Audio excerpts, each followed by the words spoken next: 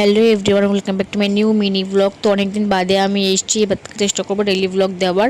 আমার একটা প্রোগ্রাম ছিল বলে আমি ডেইলি ব্লগ দিতে পারিনি, ঠাকুর দেখতে যাওয়ার কোনো ব্লগই দিতে পারিনি। তো এবার থেকে আমি দেওয়ার চেষ্টা করবো। তো এটা ছিল অষ্টমী ব্লগ, আর আমি সেদিনকারে বেরিয়েছিলাম, আমি আমার বাড়ির লোক, আমার একটা বান্ধবী। আজকে যাচ্ছি আমরা সোদপুরে, তার জন্য আমরা উঠে পড়লাম বাসে। অ্যান্ড দেন বাস থেকে নেমে আমরা প্রথম যে ঠাকুরটা দেখলাম সেটা হচ্ছে সোদপুরের চারধাম। এটা খুবই ভালো হয়েছে, আমার কাছে খুব ভালো লেগেছে, আর এটা বেশ ভালো ফেমাসও হয়েছে। দেন আমরা খেয়ে নিলাম ফুচকা, আর ফুচকা খাওয়ার পর খেয়ে নিলাম আইসক্রিম। তারপর আমরা রওনা দিলাম নেক্সট ঠাকুর প্যান্ডেল দেখার জন্য। এই প্যান্ডেলটা আমার খুব ভালো লেগেছে, এখানকার থিম ছিল রবীন্দ্রনাথ ঠাকুরের সহজ পাঠ।